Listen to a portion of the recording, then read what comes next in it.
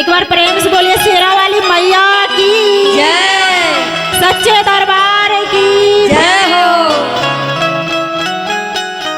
तो सब भक्तों यहाँ पे माई को श्रृंगार करने के लिए आए हैं। देखो कैसे मनाते हैं, कैसे श्रृंगार करते हैं। कैसे?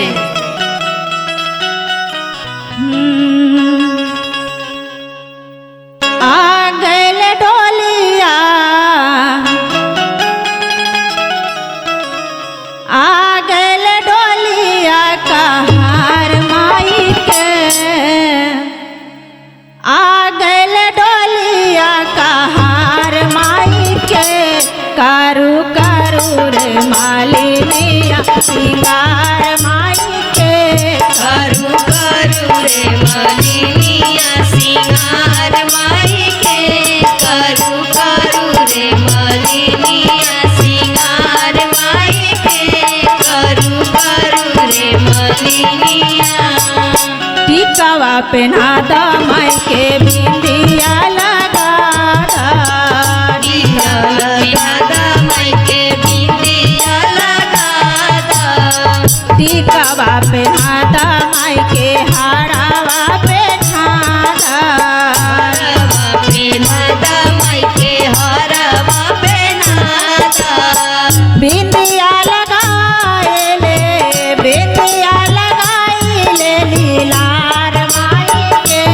कारो कारो रे मालिनिया श्रृंगार माई के, करू करू रे मालिनिया श्रृंगार माई के, करू करू रे मालिनिया। चूड़िया पहना दा माई के कंगना पहना दा, कंगना पहना दा माई के कंगना पहना दा, चोरिया पहना दा माई के कंगना पहना दा, कंगना पहना दा माई के कंगना पहना दा, मेहंदिया लगाई दा, मेहंदी लगाई दा चटकार माई के, कारो कारो रे माले रो श्रृंगार माई के, करू करू रे मालिनिया श्रृंगार माई के, करू करू रे मालिनिया। लहंगा पहना दा माई के साड़िया पहना दा,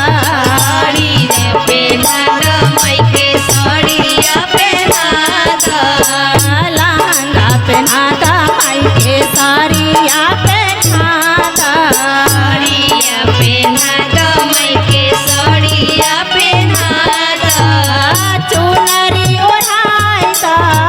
चुनरी ओढ़ाई दा झलकार माई के, कारू कारू रे मालिनिया श्रृंगार माई के,